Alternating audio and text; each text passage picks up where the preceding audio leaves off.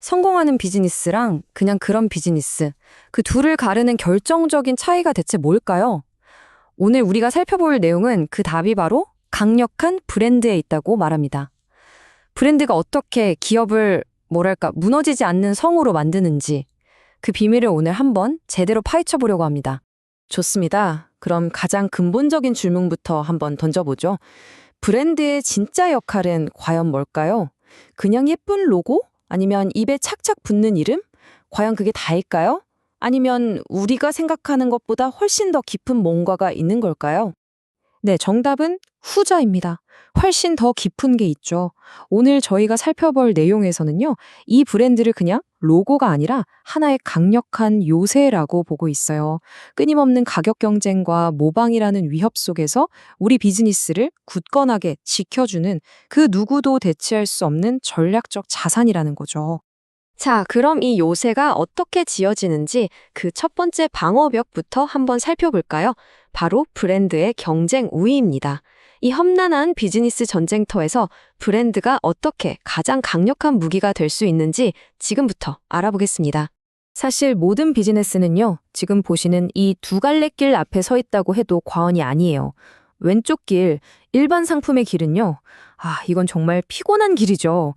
끝도 없는 가격 전쟁이에요. 언제든지 더 싼 경쟁자가 나타나면 바로 대체될 수 있고 결국 이익은 계속 갉아먹힙니다. 하지만 오른쪽 브랜드 제품의 길은 완전히 다릅니다. 가치와 신뢰를 무기로 싸우면서 우리만의 독자적인 영역을 만들고 고객이 기꺼이 더 높은 가격을 지불하게 만드는 거죠. 자, 그럼 실제로 이런 브랜드들이 어떻게 차별화를 만들어내는지 한번 볼까요? 진짜 재밌는 사례들이에요. 인텔. 그냥 컴퓨터 칩 만드는 회사잖아요? 아니죠. 인텔은 자신들을 단순한 부품이 아니라 컴퓨터의 표준 그 자체로 만들어버렸어요. 스타벅스는 어때요? 우린 그냥 커피 사러 가는 게 아니잖아요. 프리미엄 공간 경험을 하러 가는 거죠. 휘트시키는 한결같은 독특한 맛을 약속하고요. 이들은 모두 제품이 아니라 누구도 대체할 수 없는 가치를 브랜드로 만든 겁니다. 이 이야기는 정말 브랜드의 힘이 얼마나 무서운지를 제대로 보여주는 사례입니다. 과거에 수많은 회사들이 뛰어들었던 건설 장비 시장이라는 거대한 전쟁터에서 말이죠. 결국 살아남아서 지금 시장을 딱 둘이서 나눠 먹고 있는 승자는 바로 캐터필러와 코마추 이 두 곳뿐이었어요. 기술력도 물론 중요했겠죠. 하지만 최후의 승자를 가른 건 결국 고객들 머릿속에 깊숙이 박힌 강력한 브랜드였습니다. 브랜드의 힘은요, 특히 마케팅을 할 때 정말 극명하게 드러납니다. 이 차트 한번 보세요.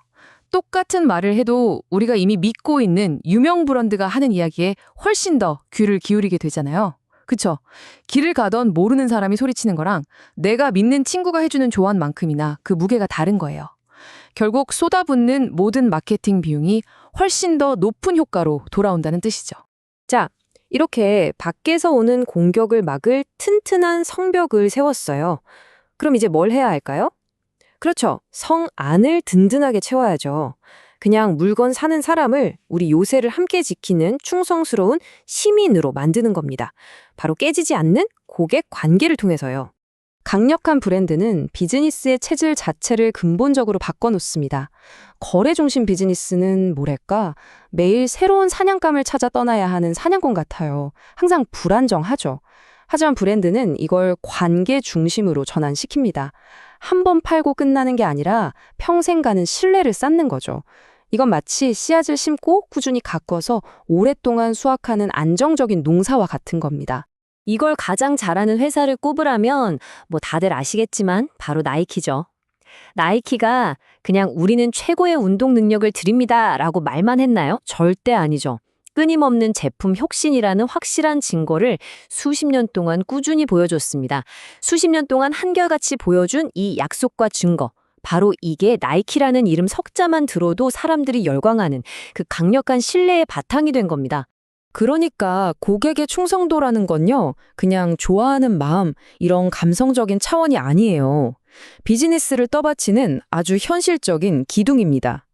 충성 고객들은 경기가 나빠져도 꾸준한 수요를 보장해주고 고민 없이 우리 제품을 다시 사주고요. 그리고 가장 중요한 건 경쟁사가 감히 넘볼 수 없는 진입장벽, 그러니까 우리 요새를 둘러싼 아주 깊고 넓은 해자, 모트가 되어주는 겁니다. 좋습니다.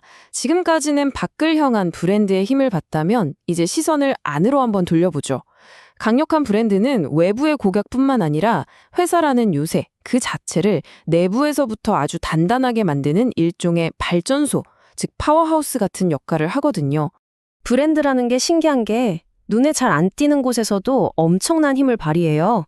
예를 들어 브랜드가 잘 정리되어 있으면 재고 관리나 회계 같은 복잡한 일들이 훨씬 단순해지고 효율이 확 올라가고요. 또 동시에 이름 있는 브랜드는 어때요? 최고의 인재들을 자석처럼 끌어당기죠. 그리고 제일 중요한 건 이 모든 걸 법적으로 보호해서 누구도 우리 걸 함부로 뺏어가지 못하게 한다는 겁니다. 바로 이게 우리 브랜드라는 요새를 지키는 법적인 방패들입니다.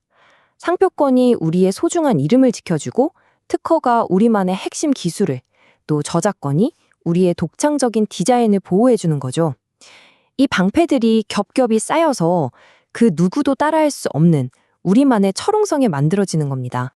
자, 이제 거의 다 왔습니다. 마지막 장이에요.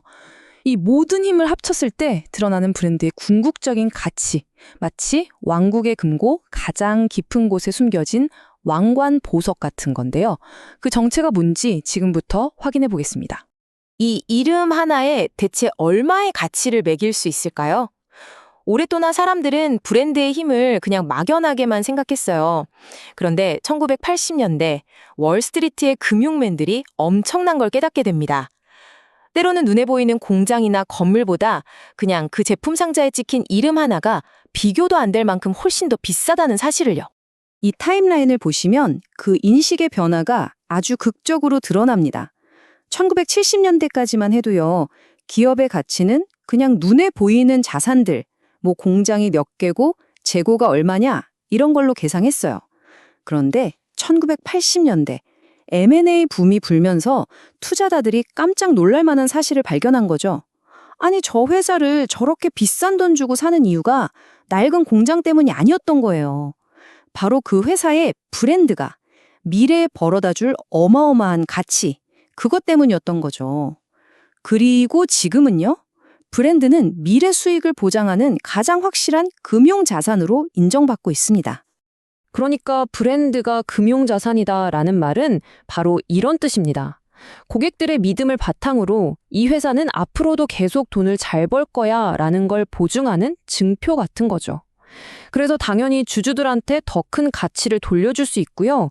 법적으로도 보호받는 실질적인 재산인 겁니다. 그냥 좋은 이미지 이런 걸 넘어서 기업의 재무제표에 딱 찍히는 핵심 자산인 거죠. 자, 오늘 이야기를 마무리하면서 여러분께 이 질문을 한번 던져보고 싶습니다. 여러분의 비즈니스는 그냥 하루하루 물건을 파는 데 그치고 있나요? 아니면 시간과 경쟁을 이겨내고 오래도록 살아남을 강력한 브랜드, 즉 하나의 제국을 건설하고 있나요? 어떤 길을 갈 것인지는 바로 지금 이 순간의 선택에 달려 있을 겁니다.